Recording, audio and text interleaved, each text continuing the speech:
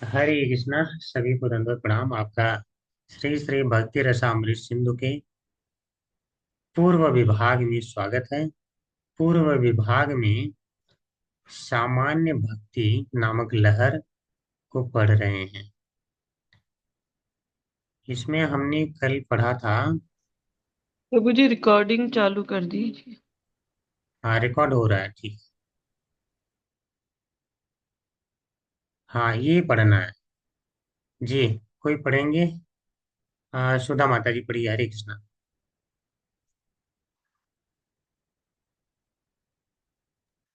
हरे कृष्णा।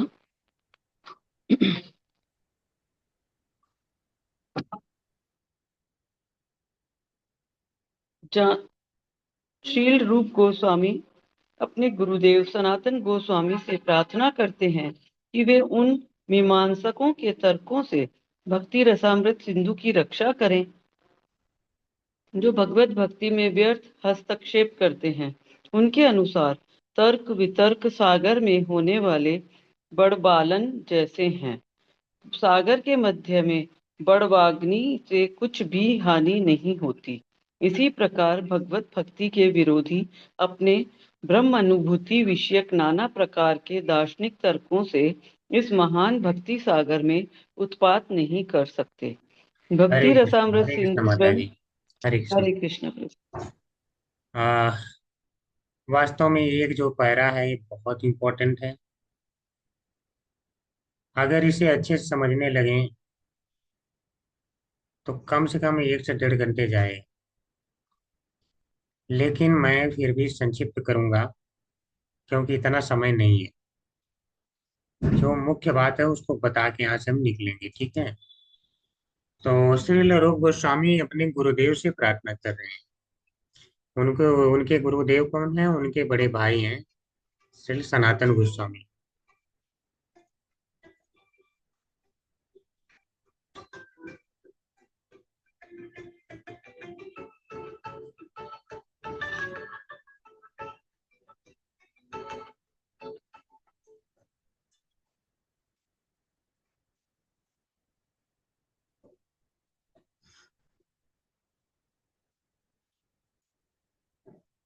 तो उनके जो गुरुदेव हैं सनातन गोस्वामी जी हैं।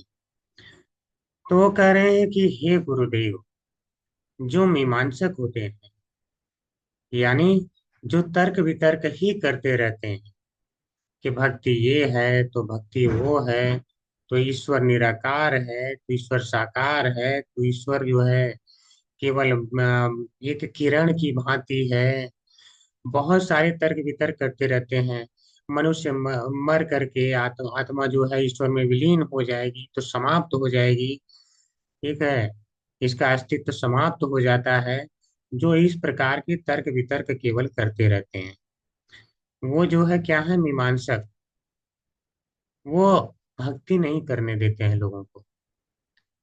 व्यक्ति को इतना सिखा पढ़ा के भेजो कि हाँ ईश्वर जो है सुनते हैं, उनके पास कान भी है, हाथ है, पैर है, मुंह है, रिएक्ट करते हैं। ईश्वर डायरेक्ट कृष्ण है, वो आकर के यहाँ पे बताते भी हैं, सिद्ध भी करके जाते हैं।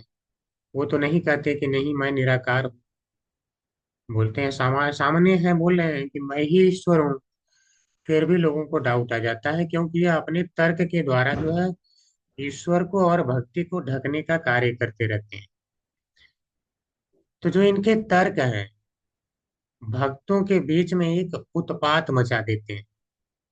भक्ति सागर में ये उत्पात मचाने की का प्रयास करते हैं, जिससे लोगों की भक्ति नष्ट होने लगती है। तो वो गुरुदेव से अपने प्रार्थना कर रहे हैं कि हे गुरुदेव, आप जो है इनके तर्क वितर्कों से जो भक्ति रसामृत सिंधु ग्रंथ मैं लिख रहा हूँ इसकी रक्षा करना।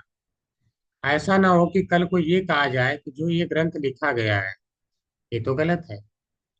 ये तो ऐसा नहीं होना चाहिए। यानी यह ग्रंथ को ये लोग गलत सिद्ध कर देंगे अपने तर्क वितर्कों से। तो आप मुझे इतनी शक्ति दीजिए कि मैं ऐसा ग्रंथ लिख सकूं कि जिसको कभी कोई गलत ही ना ठहरा पाए, ठीक है। क्योंकि ग्रंथ लिखने जा रहे हैं तो ग्रंथ तो ऐसे कोई लिख नहीं सकता है, कोई मानव तो लिख नहीं सकता है। तो अब फिर भी अब लिख रहे हैं ग्रंथ क्योंकि ईश्वर की प्रेरणा है। चैतन्य महाप्रभु की भी प्रेरणा है। तो अपने गुरु से इसकी रक्षा की जो है याचना करते हैं। अब कारण क्या है, कह रहे हैं तर्क वितर्क सागर में होने वाले बड़वानल यानी बड़वाग्नि के समान है। बड़वाग्नि क्या होता है, किसी को पता है क्या?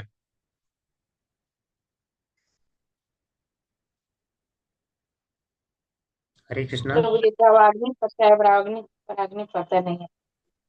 नहीं पता है, और किसी को पता है? प्रभु जी, जैसे जंगल में दावाग्नि होती है, वैसे ही होता होगा समुद्र में, अंदाजा से बता रहे। नहीं नहीं, आप सही कह रही हैं। आपने, आपका अंदाजा बिल्कुल सही है। कभी कभी समुद्र में अग्नि लग जाती है। समुद्र में अग्नि, ठीक है। तो इसको वैज्ञानिक लोग बताते हैं कि अंदर कुछ ऐसा रिएक्शन होता है जिससे गैसेज रिलीज होती हैं। तो उन गैसेज के कारण जो है वो गैस में अग्नि लग जाती है। तो जब समुद्र में अग्नि लगती है तो बहुत अजीब सा लगता है कि चारों तरफ जल है लेकिन बीच में भयंकर अग्नि प्रज्वलित हो गई है। तो समुद्र में लगने वाली अग्नि को बड़वाग्नि कहते हैं। बड़वाग्नि।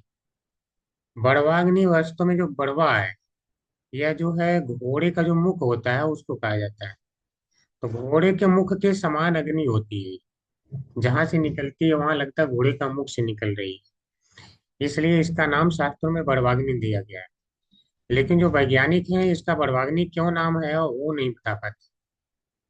वो कहते हैं गैस रिलीज होती है तो उसके कारण जो है वहां आग लगती है, वो इसकी व्याख्या करते हैं।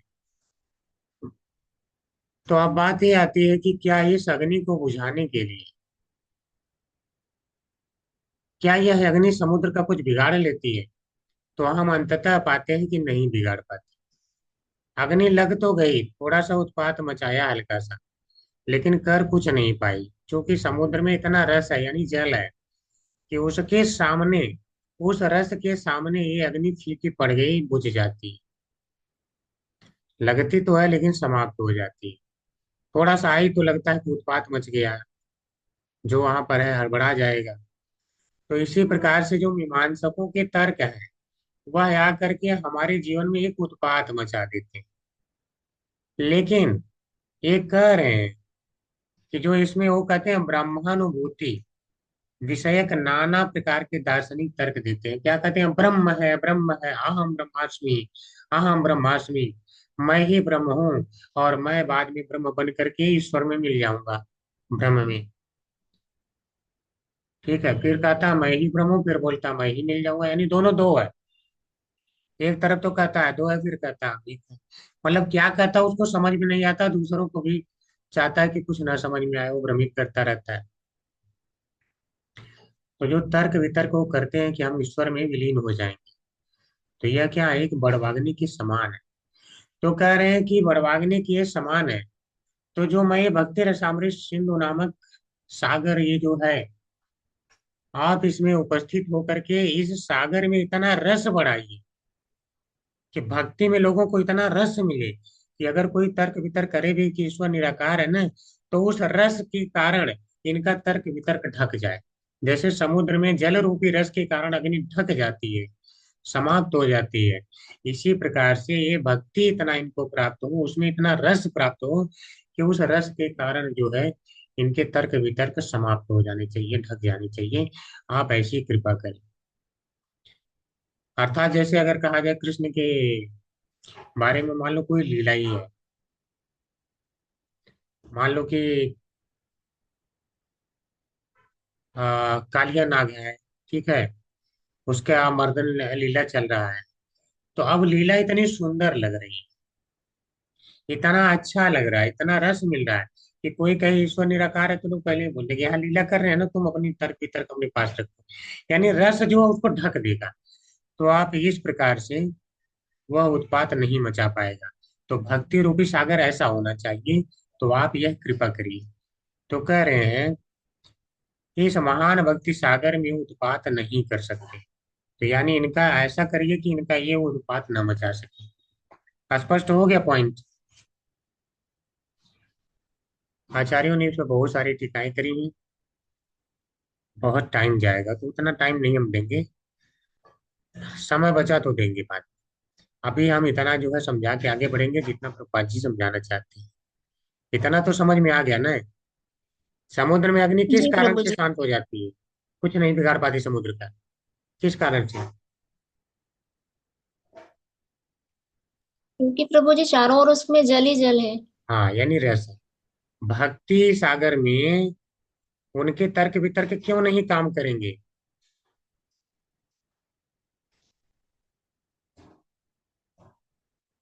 तर्क वितर्क कैसे समाप्त हो जाएंगे?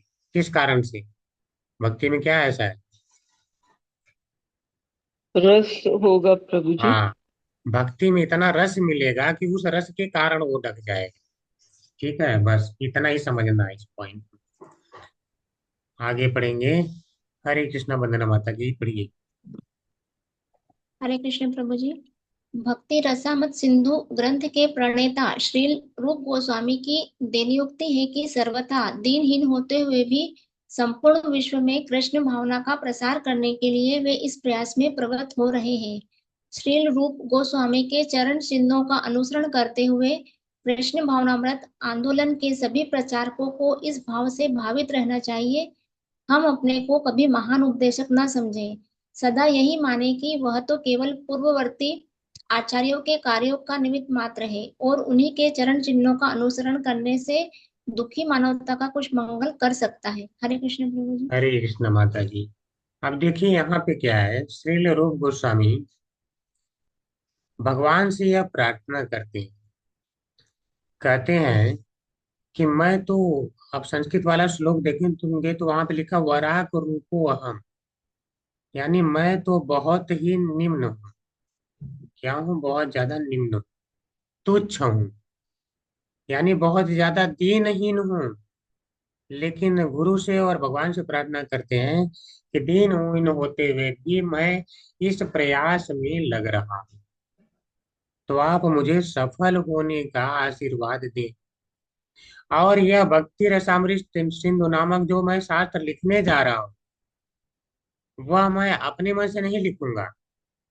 मुझे वह क्षमता दीजिए कि जो पूर्ववर्ती आचार्य हैं मैं उनके निर्देश के अनुसार लिख सकूं। यानी जो आ, भगवत गीता में कहा गया हो, भागवतम में कहा गया हो, या नारद पंचरात्र में कहा गया हो, ब्रह्मांड पुराण में कहा गया हो, आदि पुराण में कहा गया हो। यानी जो महान महान आचार्यों ने कहा है, उन आचार्यों के अनुसार मैं यहाँ पे स्थापित कर सकूं कि भक्ति है क्या और भक्ति कैसे की जानी चाहिए, भक्ति का विज्ञान क्या होता है। उनके अनुसार मैं सिद्ध कर सकूं, मुझे वह क्षमता दीजिए। तो अब यहाँ पे बात आती है, अपने आप को तुच्छ क्यों कहते हैं? यह आचार्यों का एक जो है भावना है केवल, कि वह अपने आप को बोलते हैं मैं छोटा हूँ। यानी अहंकार नहीं है, वो ये दिखाते हैं। वो दिखाते हैं मेरे अंदर ज्ञान का अहंकार नहीं है। आचार्यों को कितना भी हो जाता है, अपने आप को तुच्छ छोटा ही समझते रहते हैं। तो प्रभुपाद जी कह रहे हैं कि हमको हमेशा यही समझना चाहिए कि मैं महान उपदेशक नहीं हूँ। हमेशा प्रचारकों को इस भावना से भावित रहना चाहिए। हम अपने आप को कभी महान उपदेशक ना समझें। समझ रहे हैं? यही होना चाहिए। और कैसे कार्य करना चाहिए? वह सदा यही माने कि वह तो केवल पूर्ववर्ती आचार्यों के कार्य का निमित्त मात्र है। ठीक है, मान लो अगर मेरी कोई बात आपको अच्छा लगे, तो आप ये समझ जाना कि मैंने अवश्य ये गुरु की बात बोली है, उसी रूप में बोली है, इसलिए आपको पसंद आया।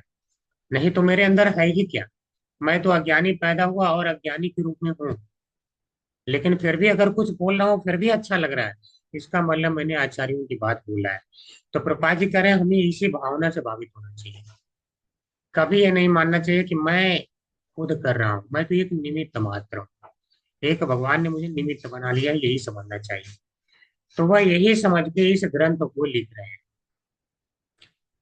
और उन्हीं के चरण चिन्हों का अनुसरण करने से दुखी मानवता का कुछ मंगल कर सकता है। अगर हम ऐसा करेंगे तब कुछ मंगल कर पाएगा। और मान लो कि अगर मैं, या कोई व्यक्ति कहे, मान लो श्री रूप गोस्वामी कहते, और ये मैं तो बहुत बड़ा बुद्धिमान हूँ, अब मैं ग्रंथ लिखने जा रहा हूँ, फिर भी ग्रंथ लिखने जा रहा हूँ, क्या इसका कोई अर्थ निकल रहा है? अरे बुद्धिमान आप हैं तब तो लिख ही देंगे आप तो तब लिख के दिखाइए कि जब आप अगर उतनी बुद्धि नहीं है फिर भी लिख के दिखाइए, तब तो आश्चर्य होगा ना। तो उस आश्चर्य को भी बने रहना चाहिए कि देखो, कह रहे थे बुद्धिमान नहीं है, बुद्धिमान नहीं है, इन्होंने तो ऐसा ग्रंथ लिख दिया जो कि सारे ग्रंथों का सार है। इन्होंने तो आचार्यों के अनुसार ही कहा है, तो फिर ये कैसे नहीं बुद्धिमान है। और जो जो यहाँ पे ये बात कहेंगे उस बात को ये शास्त्रों के आधार पे तर्क तर्क दे करके सिद्ध करेंगे कि मैंने अपने मन से नहीं बोला है।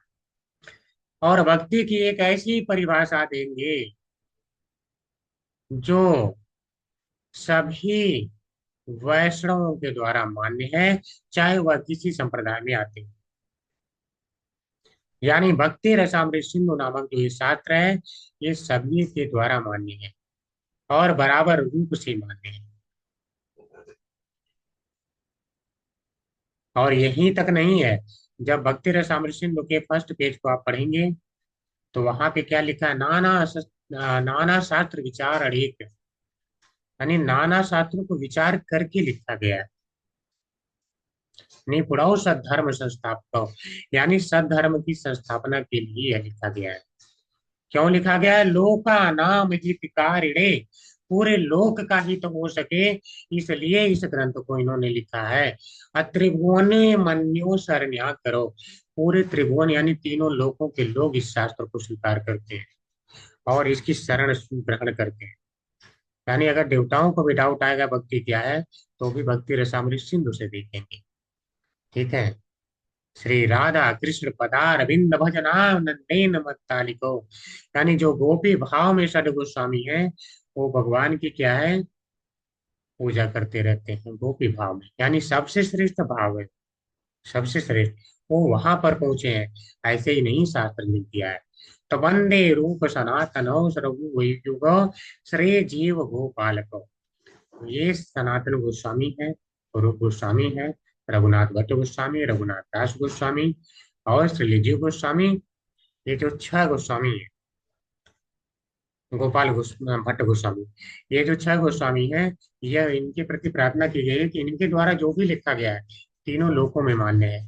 तो अगर यहाँ पे केवल जो है वैष्णव संप्रदाय स्वीकार करता हुआ दिखे तो आश्चर्य करने की बात नहीं है। समझ रहे हैं, ये सारे लोग जो है अनुसरण करते हैं और उनका कल्याण होता है। तो कभी भी हमें नहीं सोचना चाहिए कि मैं तो बहुत कुछ हो गया हूँ। हम बहुत कुछ हो ही नहीं सकते हैं। हम कुछ कुछ हो जाएं, जितने से आचार्यों के पद की एक धूल मात्र हो जाए वो बहुत है, उतना ही काफी है। उतने में भक्ति हमारी बढ़ जाएगी, भगवान की प्राप्ति हो जाएगी। आचार्य तो इतना कुछ दे करके गए हैं, पूरा तो हम समझ ही नहीं पाएंगे, लेकिन जितना एक कण मात्र समझ जाए तो उसमें भी हमारा कल्याण हो जाएगा। ठीक है, तो कभी अपने आप को ज्ञानी समझने की भूल नहीं करना है। आगे पढ़ेंगे। हरे कृष्णा रीता माता जी, प्रिय।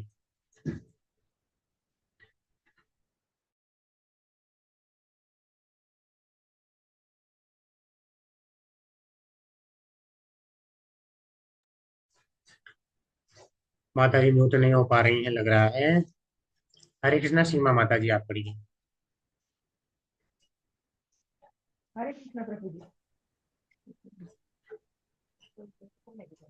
भक्ति रसामृत सिंधु के पूर्व पश्चिम उत्तर और दक्षिण ये चार भाग हैं। इनमें से प्रत्येक भाग में चार लहरी है। जैसे सागर में पूर्वादि चारों दिशाओं में भिन्न भिन्न लहरें उठती है, वैसे ही भक्ति रसामृत सिंधु में नाना लहरें कल्लोलित हो रही हैं। प्रथम विभाग की चार लहरों में से पहली लहरी में सामान्य भक्ति का निरूपण है, दूसरी लहरी में भक्ति योग के साधन का अंकन है तथा तीसरी भावाश्रिता है, चौथी लहरी में भगवत प्रेम का वर्णन है जो जीवन का परम लक्ष्य है। इन सब का अपने अपने विशेष लक्षणों सहित विस्तार से वर्णन किया जाएगा। आगे पढ़ो प्रभु जी। हरे कृष्णा माता जी। तो यहाँ पे हरे कृष्ण। समझते हैं थोड़ा सा। यहाँ पे क्या कर रहे हैं कि इसके चार भाग हैं भक्ति रसामृत सिंधु के, जिसका कि हमने पहले वर्णन किया भी था। पूर्व विभाग, पश्चिम विभाग, उत्तर विभाग और दक्षिण विभाग। याद तो है ना सभी को, जिनमें जी से प्रभु जी, बताए थे प्रभु जी, जो प्रथम विभाग है यानी पूर्व विभाग, इसकी चार लहरें हैं, जिनमें पहली में सामान्य भक्ति का वर्णन है जो अभी हम पढ़ रहे हैं। द्वितीय लहरी में साधन भक्ति का है, तृतीय में भाव भक्ति का है, और चौथी लहरी में प्रेम भक्ति का वर्णन आता है। बस यहाँ पे इतना ही कहा गया है, और बाद में इनका जो है विस्तार से वर्णन किया गया है। ये चारों क्या क्या है। तो हम एक सामान्य भक्ति पढ़ ही रहे हैं। तो वास्तव में भक्ति तीन ही प्रकार की है। ठीक है, वह कौन सी हो गई? साधन भक्ति, भाव भक्ति और प्रेम भक्ति हो गई। सामान्य भक्ति में तो सब कुछ एक नॉर्मल सा वर्णन आता है, ये सामान्य भक्ति में सब कुछ समाहित है। लेकिन जब विशेष रूप से देखेंगे तो केवल भक्ति के कहेंगे कितने प्रकार हैं, तो वो तीन हो जाएंगे। ठीक है, आगे बढ़ते हैं। जी सीमा माता जी पढ़िए।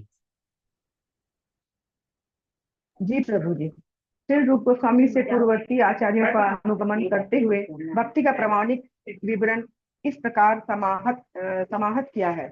अनुकूल भाव से श्री कृष्ण का सेवन करते हुए पूर्ण रूप से कृष्ण भावना में तत्पर हो जाना उत्तम भक्ति का स्वरूप है। भाव यह है कि कृष्ण भावना भावित प्रतिकूल भाव से भी हुआ जा सकता है, परंतु यह शुद्ध भक्ति योग नहीं कहला सकता। शुद्ध भक्ति योग के लिए इंद्रिय तृप्ति की प्राकृतिक अभिलाषा से मुक्त होना आवश्यक, क्योंकि ऐसी इच्छाओं के उठने में सकाम कर्म और मनोधर्मीमय ज्ञान ही कारण होते हैं। सामान्यतः लोग किसी न किसी प्राकृतिक लाभ की इच्छा से